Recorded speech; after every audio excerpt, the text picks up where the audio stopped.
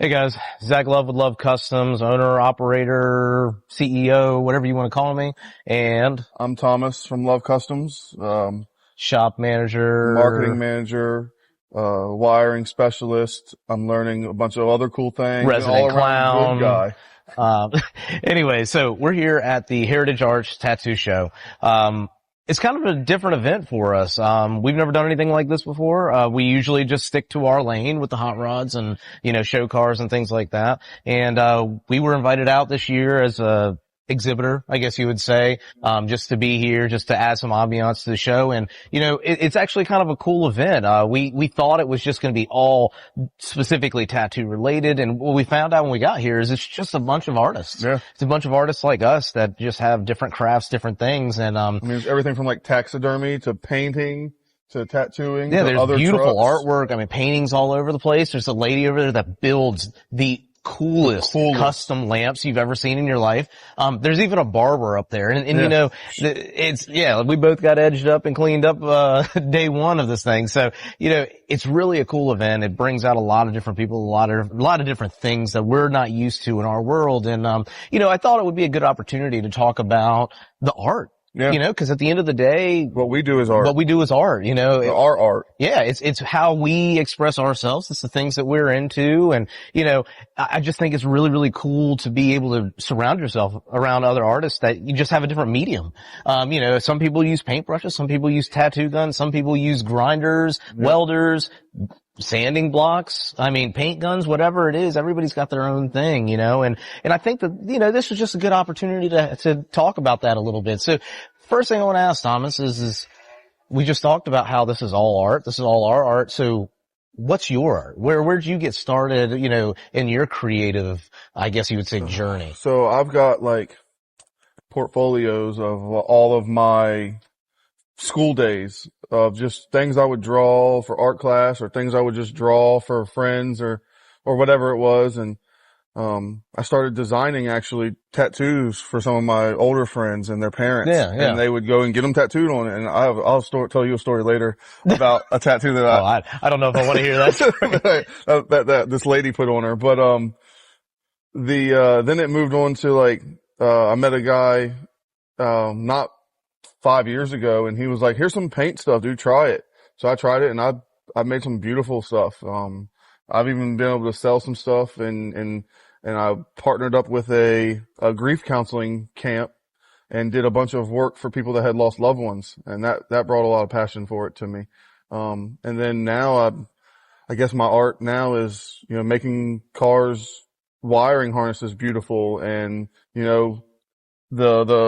the brake lines and the fuel lines and bending them just right and intricately so that when we do show the cars, when they're not finished, that it looks good and the cars don't even look like they run because the wiring harnesses are hidden. The funny part about that is that's your art, right? You're doing something to make something immensely better, whether it's their vision or your vision, doesn't matter. It's something that to you is making a major improvement aesthetically. And, wiring is one of those things that's really hard to make look good. People don't realize that that's an art in itself. Being able to pull wires in a certain way and being able to hide them and going through extreme lengths to do so. So that the car doesn't look like it runs. We get that all the time. That 67 Chevelle that we finished about a year ago, people still don't believe it. People think that car doesn't run. You walk up to the car, you don't see any wires, and they're like, this is just a trailer queen. You push it, but that car gets driven. It gets, worked. The reality is that's the point of art. He won't let us do a burnout in it. But it runs. It does. But, everybody in this world, of hot rods and stuff like that, if you're in it for the right reasons, most likely came from an artistic background. What's your artistic background? Well, for me, I don't know. When I was a kid, I was obsessed with cars. I was obsessed forever. So, I was, probably 5, 6 years old just drawing different cars. And, actually that's kind of how I got started in this. I started just doing renderings. Yeah. So I was doing renderings for people. I'd go to car shows and I didn't have the money or the know-how to actually do a hot rod when I was 13 years old. I started when I was 13, but, at that point it was just me designing cars on paper, or I would draw somebody else's car. Did you ever sell them? Oh yeah, that's what I did. I went to shows, I had them laid out, and I would just sell the product, I'd get like $20 for a Now piece they're of charging artwork. $500 to $1,000. Yeah, I mean, I'd get like $30 for a piece of art that I did and put out there, and I spent, 20 hours doing, and, but I was a kid, and that was cool, and then I got into airbrushing. My first job, actual real job, was being an airbrush artist. I worked in a mall, doing airbrush art on t-shirts and murals and things like that, and it all just exploded into what this is, which is custom hot rods. And this is my art, the design, but functional design, that's the other part of it. Functional design. I like pretty cars and I like them to make them look good, but I don't build a car if you can't really function. tuck a wheel this far up into the fender. Even if you want to, and you have to make sacrifices if you do, but right? I think the goal that we're trying to get through this video is that we all have our own art, whether it's the tattooing, the painting or the taxidermy or whatever the case may be, and that even the barber. In the barber, yes. I mean, gosh, she's fantastic. It, I mean, she's great. And I'm sure she gave sacrifices. There's always going to be a sacrifice, and I'm sure starving artist thing is real. Yes. Real. I mean, and the reason I say that is because, anybody that knows that you start with a passion knows you don't go into it just making money. Yeah. It doesn't work like that. You have to give and give and give and give, and you have to bust your way through, and you have to prove to people that what you have is worth buying, is worth purchasing. And we still struggle with that today. Yeah. We're building high-end cars. These cars are expensive, and we still struggle to get the value of what the time is that we put into it. I mean, there's times where we look at a project and we're like, we build 50% of that car in order just to get the project done and see something complete. And, we have families at home too, and, we do everything we can, but at the end of the day, it's all about the art. It's all about the passion. We're not in it for the money. Yeah. There's a lot of shops out there and a lot of tattoo artists and a lot of other people that are selling forms of artwork, but they're doing it for the wrong reason. They get into it and they're just like, man, I just want to make money. You're not going to be rich and famous. Yep. Well, you can be. But it's interesting, so Roger from Ironworks Speed and Customs has a really cool development class. If anybody's in the hot rod industry and really wants to grow their business, he's got a fantastic business development class specifically related to our industry. And one of the things that he said is you can either be rich or famous, but you can't be both. Yeah. And what he means by that is you're either doing it, you either need to become more business-like and focus on what it takes to be in your lane and make money for you, or you can be rich and famous, but that means you may sacrifice the financial side of it. Yeah. And, it's all finding a balance of those things, being able to sell your art, produce an art that somebody wants, and being able to make money on it. That's a struggle. Yeah, speaking of financial sacrifices, the job I had before this, I was driving all over the state of Virginia doing calibrations on windshields and blind spot monitors. And it didn't spark joy in my life. And I happened upon Zach, who I actually passed his shop. And I was like, automotive design, let me go over there, see if he needed ECUs programmed. Well, he didn't need ECUs programmed, but I saw something that was maybe worth taking a big pay cut so that I could, spend more time with my family and do something that I just loved doing. And it really sparked joy in myself. And it's 4 years later, here we are, and, I wouldn't trade it for the world. Well, and part of that is when you work with people that have the same passion, same drive, same vision as you, then it makes it really easy. Everybody. The one thing that I really say about my shop and what I try to do actually in the shop is I try to create an environment of family. Mm-hmm. I don't want people. If I go in, if I interview you, the first question I'm asking you is are you here to make money, or are you here because this is your passion? Yep. Because if the answer is to make money, then you're in the wrong place. Yep. And what I mean by that is your skill set will only get you so far in an industry like this. Yeah. If you want to grow and you want to expand and you want to actually, feel the success of being able to build a truly top-end car that you love and that everybody else loves, it's more than just the financial side of things. And it's more than just that skill set. You've got to really want to see that through, which means those late hours, Yeah. You know, and I know the struggles that you go through. So, yeah. and I mean, the late hours, the working towards deadlines that are seemingly impossible, the trying to get things ready for the show, everybody's working towards that same goal. And if you have one person that's out of place and doesn't fit that, then it really throws up the flow for everybody else. yeah, just like here, we're here for me. Because Zach, yeah, I'm empty. He sacrificed, a whole day's, a 2-person's day's worth of work at the shop for me, and I appreciate that, and he knows that I'm gonna pay for that in some way somehow, because we got each other's backs and sacrifices that we're willing to make for all of this. Yeah, we're a team at the end of the day, and we all, like I said, we all have the same goals, and I think that walking through here, to this weekend, if you've never been to an art show of any sort, I think it's important that you go and you walk around and you see what these people have. An open mind. But yeah, open your creativity and your mind to the fact that these people also have lives. Yeah. Right? It's cool, it's novelty, it's things that nobody has to have, but it's the things that, make everybody personally unique and different. Yep. And, I think that I may not necessarily like your style or like your flow or like whatever it is that you do, but that doesn't mean that what you have it doesn't deserve its own respect. Yeah. It doesn't deserve its own, award or own whatever it is, it's just everybody's got their own thing, yeah. right? And I think that, the big thing at the end of the day is know your lane, know what it is you're doing. I struggle when I see people that are just in an artistic world for money, or for fame, or for whatever it is. Yep. I think that's a real struggle that I have, because one of those things that you can tell, I hate to put it this way, but you can tell who's faking it. Yep. I mean, I know you've had some personal experience with people that really just do this for the dollar bills. And this isn't that kind of industry. I mean, neither is anything artistic. It's not that way.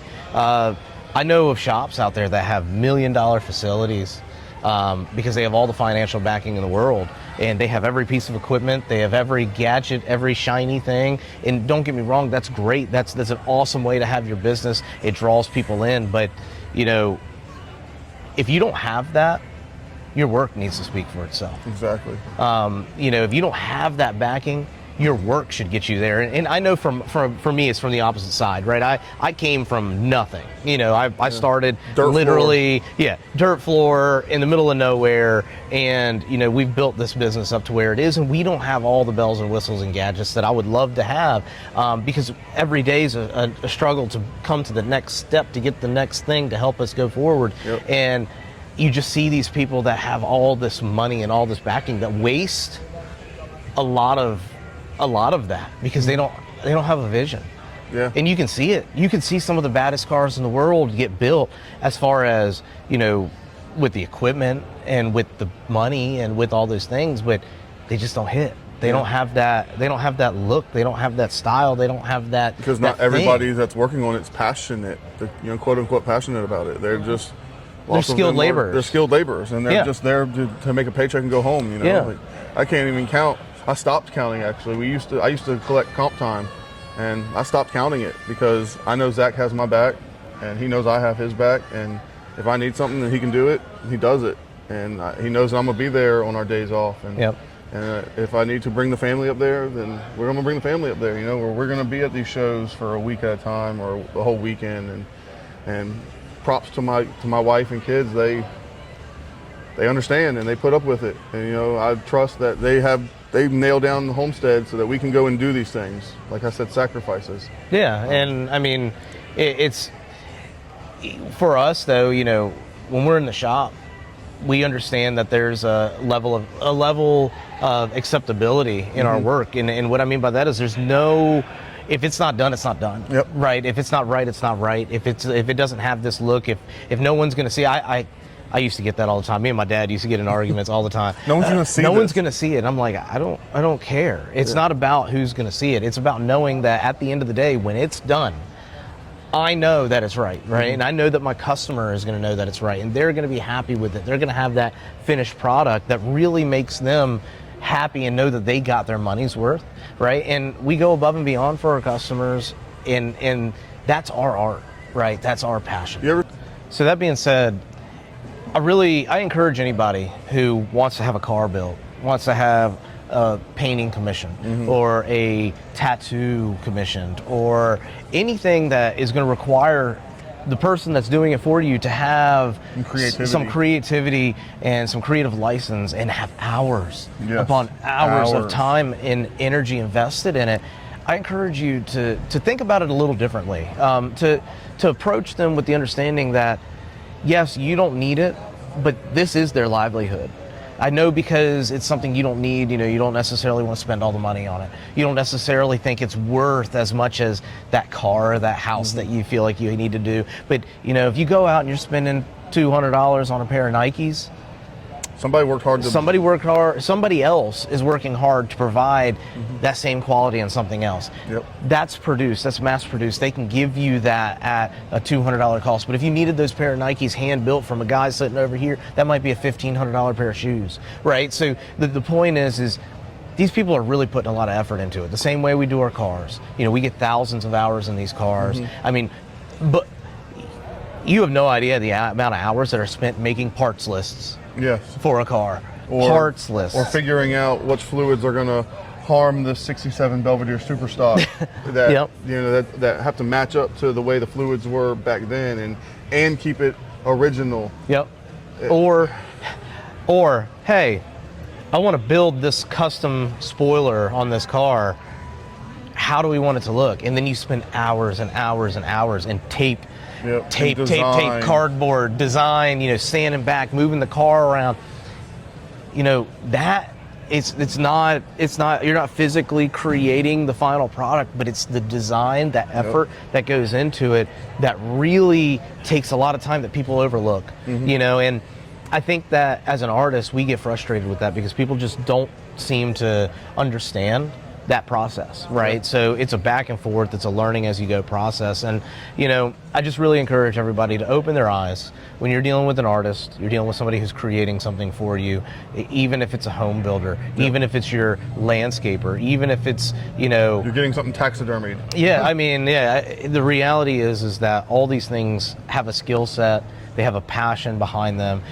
These people have families, and remember, they're doing something that someone else can't. Just because they may be more, and not always doesn't mean that the most expensive guy is the best, but in a lot of ways you still also get what you pay for. So take all these things in consideration and be open-minded. Have real conversations with your artist, no matter what genre of art it is, and make sure that you and them fall on the same page. You're working towards the same goal.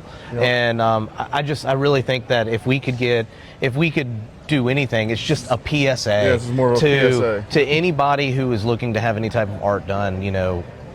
There's a lot more to it, and I really encourage everybody to open up your minds, open up your ways of thinking about it, and work with your artists. Let's create something awesome. Let's create something that both of us are going to like, and realize their name's going on it. Sometimes they're not going to want to do what you want to do.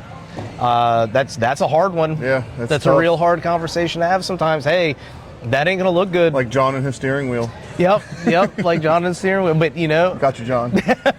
the reality is I just want people to really respect their artists. And as long as you show your artists that you appreciate them and what they do, they're going to give that in return. We do so many things above and beyond for our customers because our customers are amazing, and they let us do these really artistically unique challenges. We're doing this, speaking of John, we're doing a 54 Corvette for John Bacher.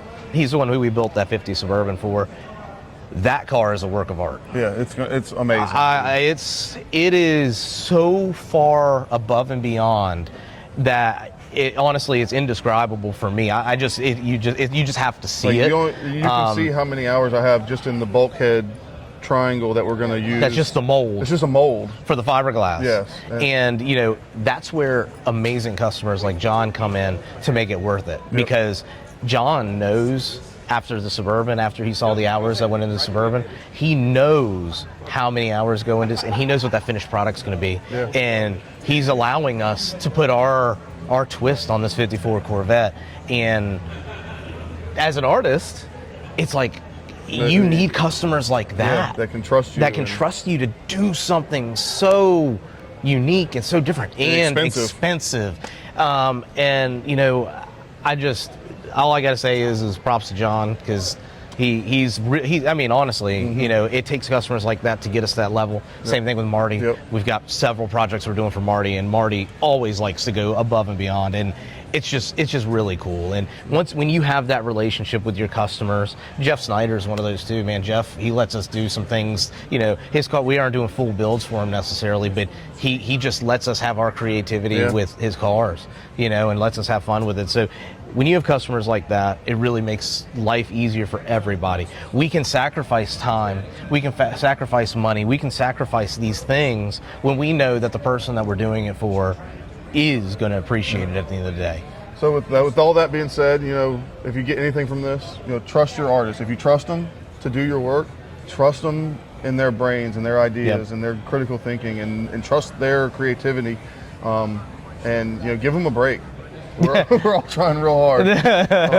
I'm gonna do a quick time lapse of some of the stuff, show you some of this artwork, and if you make it past that and you've made it this long, I'll have a interview with Bernadette Macias, and she does her art is, you know, helping people with their makeup. Even if they just want to keep their makeup perfect, they don't want to do it every day, or, you know, they've plucked all their eyebrows out, or they have cancer and they've lost hair, scars, or things like that. She makes them feel better about their bodies, and I have a 1 minute or so interview with her, kind of explaining that. And if you're interested in it, hit her up, because I mean, she's really helping people out, and I think that's a big also part of what we do is, you know, we make people's dreams come true. She's helping with people's body problems, and, you know, people love getting this stuff. Like, it just makes them happy. And at the end of the day, that's what art is. And it brings joy. Art is a way of not only the artist expressing himself, but relating to other people and bringing other people in to them, and they can both feel the same thing. They can both see the same thing, and it's really a community of people who just, you know, want to fit in with everybody in their own way, right? You know, at the end of the day, everybody's got their own thing, but we're all trying to, you know, express that so that people know who we are. And so anyway, like I said, he's going to go ahead and do a little quick walk around. So if you guys have any questions, or if you guys want to see anything from us in the future, put it in the comments. Like I said, this is just like a little touch on the artistic side of things. It's kind of a spontaneous thing. It wasn't planned. So, but you know, if you want to when we get back to the shop, we're going to be doing more of our typical shop interviews and shop episodes. So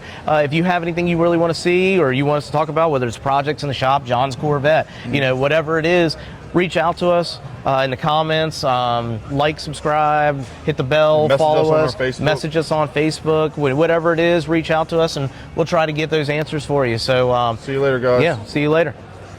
I'm here with the beautiful Bernadette Macias. She does, well, I'll let her explain what she does. I do cosmetic tattooing, so permanent makeup. I do eyebrows, eyeliner, freckles, lip blush. I'm learning areola restoration right now. Awesome. All that stuff. Stretch marks, filling, camouflaging scars. What made you want to do that, follow that line, other than just doing, you know, skulls and regular tattoos? Because I stay in my lane. I stay in my lane, and I'm not that talented to draw. Don't say that. To draw like a realistic asshole or something, I could never. I could never. Makeup I can do, I understand. I do single line Pinterest style tattoos. Awesome. That realistic, large, black and gray, that kind of stuff, I could never. Sweet. Outside of my lane. Awesome. Well, I appreciate it, and I know you're helping out people all over the country and the world. I guess not only just get their makeup on fleek every day, but you know, helping people with, you know, disorders and diseases and, you know, other things like that. So I appreciate you telling us about it for a minute. Have a good day. See you later.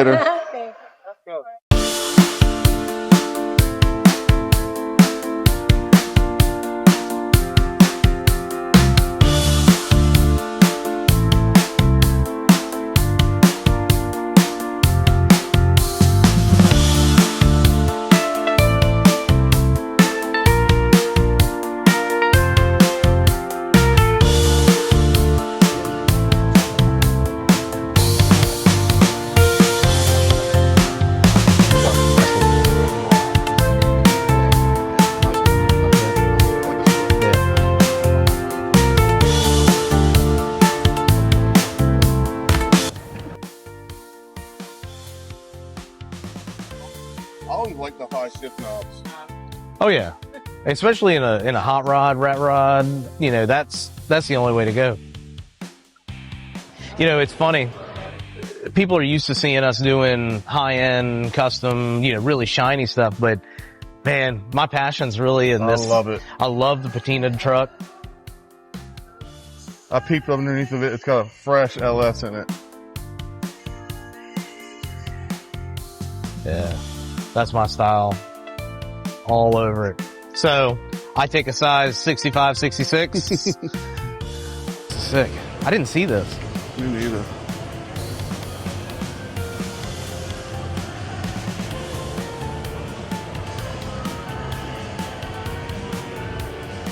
That's sick. Yeah, that's sick. I really like that one over there in the frame. How's it going, guys?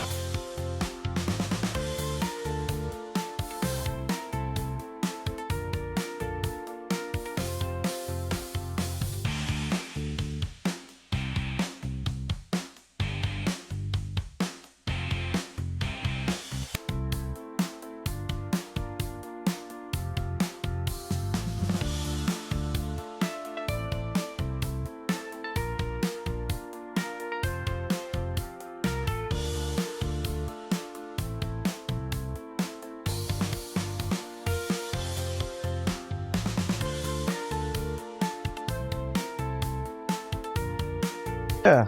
This little man right here brought us some special art. This is awesome, dude. What's your name? Amadeus? That's the coolest name I've heard in a long time, man. Thank you.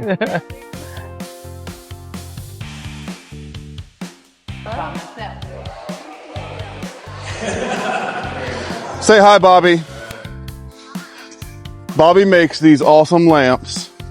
I had to stop. Mark, your microphone is straight. I'm going to, somebody, if you see something here that you love, these things are incredible. And they're all named. She's veteran owned, woman owned, small business. Y'all check her out. And great prices. I would think they'd be double what they are. Very good craftsmanship. See you later, Miss Bobby. Here's Miss Heritage Arts pinup winner, Jessica Rawlings of Silver Fox Barbershop. Check her out. She's in Roanoke. Avenue. Come see us. See you later.